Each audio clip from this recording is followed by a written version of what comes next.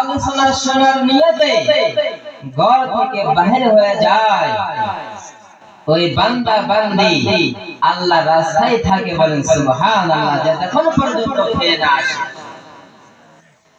আর ওদের জন্য আল্লাহর রহমতের ফেরেশতারা খুশি হয়ে আনন্দ হয়ে ওদের পায়ের নিচে নুরানি পাখাগুলো বিছায় দেয় এবং ওদের জন্য মাগফিরাতের কামনা করে, বলেন সুবহানাল্লাহ।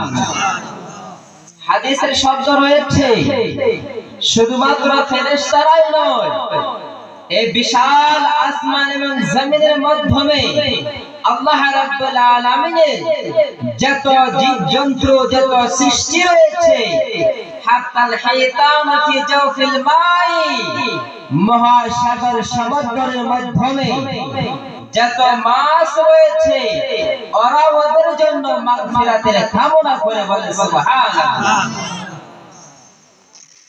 এবার আমি আপনার গুনাহগার হতে পারি, আমার আপনার দোয়া কবুল নাও করতে পারে, কিন্তু আসমান জমিনের, আসমানের নিচে জমিনের উপরে এই সাগরের মাধ্যমে কত বেগুনা জীবজন্তু রয়েছে, ওদের দোয়া যদি আমার আপনার নসিবে লেগে যায়, দীর্ঘ বিশ্বাস আমার আপনার ইহকাল এবং পরকালে কল্যাণ হয়ে যাবে।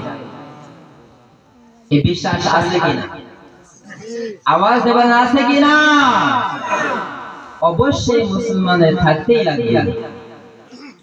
তবে যাই না হোক, আমি কোরআনের শরীফে সূরা আল আহজাবে 21 নম্বর আয়াত তেলাওয়াত করেছি। মহান আল্লাহ রাব্বুল আলামিন ইরশাদ করেন, লাকাদ কানা লাকুম ফি রাসূলিল্লাহি উসওয়াতুন হাসানাহ। जो আমার বান্দারা, তোমাদের জন্য তোমাদের লাইফ স্টোরি, তোমাদের জীবন যাপনের জন্য, এই জীবনটাকে যাপন করার জন্য আমি তোমাদের মাধ্যমে এমন একটি রাসূল, এমন একটি নবী, এমন একটি পয়গম্বরকে পাঠিয়েছি। লাকাদ কানা লাকুম ফি রাসূলিল্লাহি উসওয়াতুন হাসানাহ, তোমাদের জন্য তোমাদের রাসূলের জীবনটা একটি আচ্ছা নমুনা, ভালো একটি সিরাত, ভালো একটি নমুনা, বলেন সুবহানাল্লাহ। তোমরা যদি সেই নবীজির জীবনীকে আপনাইতে পারো, সেই নবীজির, সেই আমার হাবিবের আদর্শকে যদি তোমরা আপন করতে পারো, তার হুকুম অনুযায়ী যদি তোমরা চলতে পারো বান্দা, তাহলে তোমাদের ইহকালে কল্যাণ হবে এবং পরকালে কল্যাণ হবে, সুবহানাল্লাহ।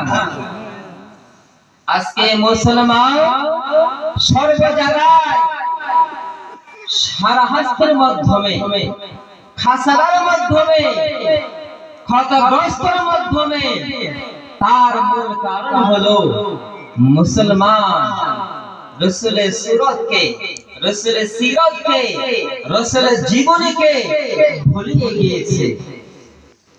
আজকে নওজওয়ান জওয়ান অতিবাহিত করতেছে ফুর্তি আমোদ ফুর্তি তামাশার মাধ্যমে। আমার আপনার রাসূল যা বলে গিয়েছে, যা করে গিয়েছে, যা দেখায় গিয়েছে, সেটা কখনো দিমাগে আনে না, তার প্রতি কখনো ভাবনা চেতনা জাগেই না। চুল রাখবো হিরোদের মতো, আংটি হাতে পিনবো 4টা 5টা করে, গলায় চেন লাগাই বেড়াইবো, যুবক ছেলেরা কান ছেঁটা করে তার মধ্যে আরো কত কিছু লাগায়। এইগুলি সব ইসলামের মাধ্যমে অবৈধ পুরুষের জন্য। আজকে মুসলমান ছেলে সন্তান নওজওয়ান খাস করে মাথার চুল খুলে রাখবো, চতুর্পাশ দিয়ে কাঠা করে উপরে রাখবো, এগুলি চলে নিষ্ঠানো হলো ইহুদি নাসরানীদের। ইসলামের মাধ্যমে চুল রাখার শুধুমাত্র 3টি সুন্নাত রয়েছে। হতে চুল রাখতে রাখতে আপনার আধা গড়া এক সমান করে আপনার পিছনেও খাটা সামনেও খাটা রাখতে লাগবে, আর না হয় টাকলা করে, আর না হয় সুন্নাত বাবড়ি রাখে।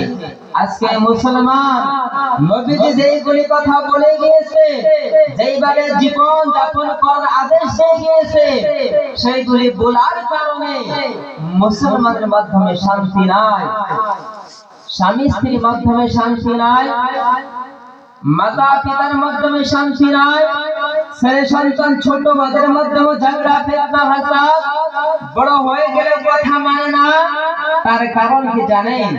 আমি আপনি আমার আপনার ছেলে সন্তান দিগকে নবীজির সিরাত, নবীজির জীবনী শিক্ষা দেই না, নবীজির ভালোবাসা, নবীজির ইশক মুহাব্বত আমি আপনি শিক্ষা দেই নাই।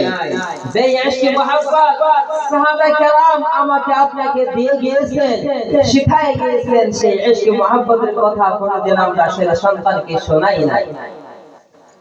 হাজির কেরাম, সাহাবা কেরাম এরকম ইশক শিখায় দিয়েছেন। নবীজির সম্মুখে সাহাবা কেরাম সবাই আংটি পিনতেন, শরীয়তে আংটি পিন্দা, স্বর্ণের আংটি পিন্দা বৈধ ছিল, জায়েজ ছিল, সবাই পিনতেন। নবীজি পিনল, সাহাবা কেরাম পিনল। সাহাবা কেরাম কিরকম মহব্বত শিখায় গিয়েছেন, ইশক শিখায় গিয়েছেন, শুনেন। আল্লাহ রাব্বুল আলামিনের পক্ষ হতে পুরুষের জন্য স্বর্ণের আংটি কিনা হারাম হয়ে গেল। নবীজি আমার স্বর্ণের আংটি খুলে রেখে দিলেন, সাহাবাদের সম্মুখে সাহাবায়ে কেরাম আংটি খুলে রেখে দিলেন। আকল বলতেছে, শরীয়ত বলতেছে, ও সাহাবায়ে কেরাম আংটি নিয়ে যাও, বাড়িতে নিয়ে গিয়ে স্ত্রীদেরকে দিয়ে দাও। কিন্তু এসে বলতেছে, না না, আমার হাবিব আংটি রাখিয়ে দিয়েছে, আমরাও আংটি রাখিয়ে দেব, আংটি উঠাই নেব না। বলে সুবহানাল্লাহ। স্বর্ণের আংটি সবাই রাখিয়ে দিলেন, কেউ বাড়িতে নিয়ে যায় নাই। একজন সাহাবী কিছুদিন পর বহুত দূর থেকে আসছে, ওনার হাতে স্বর্ণের আংটি ছিল, দেখলো নবীজির হাতে আংটি নাই, সাহাবায়ে কেরামদের হাতে আংটি নাই, উনি আংটি রেখে দিলেন। আরেকজন সাহাবা বলল, ও সাহাবা তুমি আংটি নিয়ে যাও, নিজের ঘরে গিয়ে স্ত্রীকে দিয়ে দাও। ওই সাহাবা বলল, না না না, এই আংটি নবীজির হাতে দেই নাই, সেই আংটি আমি রেখে দিলাম, নবীজি বলা পর্যন্ত আমি আংটি উঠাই নেব না। সুবহানাল্লাহ। সাহাবাদের মহব্বত, ভালোবাসা। আকলে বলতেছে, নবীজির থুতু মুবারক ছে, কিন্তু এসে বলতেছে এটা ছেব নয়, এটা থুতু মুবারক। আকলে বলতেছে এটা গাম মুবারক, আর এসে বলতেছে এটা গাম নয়, এটা ঘাম নয়, নবীজির পসিনা মুবারক। আকলে বলতেছে এটা উজুর বাসা পানি, কিন্তু এসে বলতেছে না না, এটা উজুর বাসা পানি নয়, এটা আমাদের জন্য জান্নাতের ফল। বলে সুবহানাল্লাহ। নবীজি আমার ওযু করতেন, সাহাবায়ে কেরাম চারদিক দিয়ে ঘেরাও করে নবীজির ওযুর পানিগুলি হাতে রাখতেন এবং মুখের মধ্যে মাখিয়ে দিতেন। নবীজি আমার থুতু নিক্ষেপ করতেন, সাহাবায়ে কেরাম সেই থুতু নিয়ে চোখে মুখে মাখাইতেন। নবীজির শরীর থেকে পসিনা বাহির হতো, ওই পসিনা সাহাবায়ে কেরাম শিশির মধ্যে ভর্তি করে রাখে, ওই পসিনা মুবারক শরীরে লাগায় বিয়া শাদীতে যাইতো। এই ইশক মুহাব্বত, এই ভালোবাসা সাহাবায়ে কেরাম আমাদেরকে শিখিয়ে গিয়েছেন। হযরত আলী রাদিয়াল্লাহু তাআলা আনহুর জানু মুবারকে নবীজি মাথা রাখিয়া সর মুবারক রেখে আরাম করতেছিলেন। আকল জ্ঞান শরীয়ত বলতেছিল, আলী তোমার নামাজ কাজা হয়ে যাচ্ছে, নবীজিকে জাগ্রত করিয়া দাও, আল্লাহর হুকুম নামাজ পড়তে লাগবে। কিন্তু এসে বলতেছিল, না না, নামাজ যাইতে দাও, শরীয়ত যাইতে দাও, কিন্তু নবী প্রেম মহব্বত ভালোবাসা আমি যাইতে দেব না। আর শেষে রিজাল্ট কি হলো? যেটা এসে বলতেছিল সেইটাই হলো। নবীজির ঘুম ভাঙলো, নিদ্রাতে জাগ্রত হলো, দেখে আসরের সময় অতিবাহিত হয়ে যায়। আলীকে জিজ্ঞাসা করলো, আলী তুমি কি নামাজ পড়তে চাও?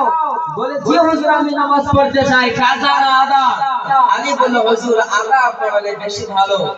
আল্লাহর হাবিব সূর্যকে ইশারা দিলেন, ডুবা হওয়া সূর্য আবার পল্টে ওই আসরের সময় হয়ে গেলেন, আলী আসরের নামাজ আদায় করে দিলেন। বলে সুবহানাল্লাহ। এই সে ইশক মহব্বত, আর সেই ইশক কোন আমার আপনার অন্তরে নাই। বিধায় নবীর ইশক না থাকার কারণে আল্লাহর ওলিদের ইশক নাই হয়ে গিয়েছে। নবীর ইশক না থাকার কারণে মা বাবার প্রেম মহব্বত ভালোবাসা আমার অন্তর থেকে, আমার আপনার অন্তর থেকে নাই হয়ে যাচ্ছে। সেই জন্য আল্লাহ রাসূল বলে দিয়েছেন যে লা ইউমিনু আহাদুকুম হাত্তা আকুনা হাব্বা ইলাইহি মিন ওয়ালিদিহি ওয়া ওয়ালাদিহি ওয়ান নাস আজমাইন। যতক্ষণ পর্যন্ত আমার মুহাব্বত, আমার প্রেম ভালোবাসা সমস্ত মুহাব্বত থেকে বেশি না হইব, ততক্ষণ পর্যন্ত তোমরা মুমিন হতে পারবে না। আর এজন্যই বলেছে নবীদের মুহাব্বত যার অন্তরে থাকবে, তার অন্তরে আল্লাহর ওলিদের মুহাব্বত থাকবে। নবীদের প্রেম ভালোবাসা যার অন্তরে থাকবে, তার অন্তরে সাহাবা কিরামদের মুহাব্বত থাকবে, তার অন্তরে মা বাবার মুহাব্বত থাকবে। নবীদের মুহাব্বত না থাকলে আমার আপনার অন্তরটা এমনি বেকার হয়ে থাকবে, আল্লাহর ওলিদের মুহাব্বত আসতেই পারে না। হাসানে কেরাম গাউস আজম রাদিয়াল্লাহু তাআলা আনহু গাউস হয়েছে, বিলায়েতের দরওয়াজা পেয়েছে। গাউস আজম নবীর মুহাব্বত, আল্লাহর প্রেম ভালোবাসার মাধ্যমে জীবন অতিবাহিত করেছে। আল্লাহর হুকুম নামাজ ছেড়ে পাঁচ ওয়াক্ত নামাজ পড়ার সাথে সাথে গাউস আজম রাদিয়াল্লাহু তাআলা আনহু একাধারে 1 বছর 2 বছর নয় 40 বছর পর্যন্ত তাহাজ্জুদের নামাজ এরকম ভাবে আদায় করলে গাউস আজম যে সময় 40 বছর হয়ে যাবে, তার আগে আগে স্বপ্ন দেখলেন যে আল্লাহর বান্দা আব্দুল কাদের, তুমি তো এত বছর নামাজ পড়লা, কিন্তু তোমার নামাজ পড়ার মাধ্যমে তোমার নফসে কিছু খাদ্য খাইতে চাইছিল, তুমি সব কিছু খাওয়াইছো। তোমার এই 40 বছর ইবাদত আল্লাহর দরবারে কবুল হয় নাই, তোমার আবার মুজাহাদা করতে লাগবে। গাউস আজম বলল, হায় আফসোস, আমি তো বেশ কিছু খাদ্য খাই নাই, শুধুমাত্র ইফতারের সময় অল্প করে খেজুর খেয়ে পানি বক্ষণ করে ইফতার করতাম, আর সেহরির সময় জবে রুটি খায়, ময়দা রুটি খায় আমি সেহরি করতাম। তারপর আমার 140 বছরে তাহাজ্জুদ নামাজ বিলবে খেড়ে গেল, আবার গাউস আজম ইবাদত করতে আবার আরম্ভ করলো। আবার 41 বছর হওয়ার আগ মাত্রই আবার পয়গাম আসলো, ও আল্লাহর বান্দা আব্দুল কাদের, তোমার ইবাদত বন্দেগী আল্লাহর দরবারে 100% থেকে 50% কবুল হচ্ছে, আর বাকি 50% কবুল হয় না, কারণ এখনো পর্যন্ত তোমার নফসকে তুমি কাবু করতে পারো না। গাউস আজম রাদিয়াল্লাহু তাআলা কি ব্যাপার, আমি কি খেলাম, আমার নফসকে আমি কি খাওয়াইলাম, আমার নফস মোতাবেক আমি কোনো কিছুই করে নাই। হ্যাঁ, মনে পড়ে গেল আমি 41 বছর ইবাদত বন্দেগী করলাম, এর মাধ্যমে আমি কয়েকদিন দুধ পান করেছিলাম, যে দুধ পানটা আমার নফস বসে চাইছিল শরীরের এনার্জির জন্য, তাকতের জন্য। আবার আরম্ভ করলো, এরকম ভাবে আমার গাউস আজম রাদিয়াল্লাহু তাআলা আনহু 5 বছর আল্লাহর ইবাদত বন্দেগী করে গাউস আজম বলে, আমার নফস পানি খাইতে চায়, তার সময় আমি পানি খাওয়াই না, আমার নফস খেজুর খাইতে চায়, আমি খেজুর খাওয়াই না, শুধুমাত্র নিজের জিহ্বাটাকে ভিজানোর জন্য 1 ফোঁটা করে 2 ফোঁটা করে অল্প করে পানি পান করে আমি যে সময় 40 বছর আবার বন্দেগী করলাম, মুজাহাদা মুশাহাদা করলাম, আল্লাহর দরবারে হয়ে আসলো, পয়গাম আসলো, ওই আল্লাহর বান্দা আব্দুল কাদের, এখন তুমি আল্লাহর দরজা, আল্লাহর ভিলায়াতের দরজা তুমি হাসিল করে নিয়েছো। তো আল্লাহর ওলি হওয়া এত সহজ নয়। গাউস আজম রাদিয়াল্লাহু তাআলা আনহু একাধারে 140 বছর ইবাদত করলেন, 140 বছর আগে আগে খবর আসে যায়, হয় নাই, হয় নাই, হয় নাই। এত কষ্ট করার পর আব্দুল কাদের জিলানী জিলানীর মর্তবা গাউসিয়াতের মর্তবা বিলায়াতের মর্তবা পেয়েছেন। খাজা খাদিম নওয়াজ রাহমাতুল্লাহ আলাইহির বিষয়ে এসে উনি ওনার আম্মা জানের দরবারে গিয়ে বলেন, আম্মি জান, আমার জন্য আপনি আরো দোয়া করে দেন। আল্লাহ রাব্বুল আলামিন আমার জবানে এত বরকত দিয়েছে, এত মধু দিয়েছে, আমার ওয়াজ নসিহত শুনিয়া মানুষ মুসলমান হয়ে যায়। এই কথা শোনার পর খাজা খাদিম নওয়াজের আম্মি জান বলল, ও খাজা মুঈনুদ্দিন, এই যে তুমি কথাটা বললা, আল্লাহ তোমার জবানে বরকত দিয়েছে, তোমার জবানে তাসবিহ দিয়েছে, শব্দ দিয়েছে, তোমার কথা শুনে মানুষ মগ্ন হয়ে যায়, তোমার কথা শুনে মানুষ মুসলমান হয়ে যায়। শোনো শোনো মুঈনুদ্দিন, এইটা তোমার জবানের কামাল নয়, এইটা তোমার কথার কামাল নয়। ও মুঈনুদ্দিন শুনো শোনো, এইটা আমার দুধের, আমার স্তনের দুধের কামাল, আমার মুখের দুধের কামাল এটা। ও মুঈনুদ্দিন শোনো, আমি 2 বছর পর্যন্ত তোমাকে দুধ পান করেছি, আরে দুধের খনবার পান করেছি। যে সময় তুমি দুধের জন্য কান্না করতা, আমি ওযু করে ওযু সহিত তোমাকে দুধ পান করাইতাম। বিনা ওযুতে আমি একদিনও তোমাকে দুধ খাওয়াই নাই, দুধ পান করি নাই। ও মুঈনুদ্দিন, আমার স্তনের দুধের বরকতে আল্লাহ রাব্বুল আলামিন আমার জবানের বরকতে তাসবিহ দিয়েছে, বরকত দিয়েছে। এইটা তোমার ব্যক্তিগত কোনো কামাল নয়। আসলে ক্ষমায় খাজা খাদিম নওয়াজের মা 2 বছর খাজা খাদিম নওয়াজকে দুধ পান করাইছে, একদিন বিনা ওযুতে খাজা খাদিম নওয়াজকে দুধ পান করাই না। আর আজকে মা বোনেরা, যে সময় সন্তান গর্ভে আসে, হাতে মোবাইল, কোরআন তো ভুলে যায়, কোরআনের মাধ্যমে মাথার জ্বালা পড়ে যায়, ধুলা পড়ে যায়, বসে বসে টাইম পাসের জন্য মোবাইল গেম।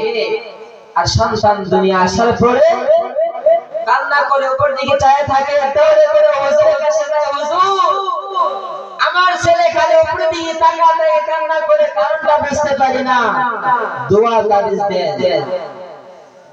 আসলে তো উনি যে মায়ের গর্ভে যে সন্তানটা ছিল, আপনি মোবাইল দেখছেন তাকায় তাকায়, এই মোবাইলের আসল সন্তানের দিকে পড়ছে।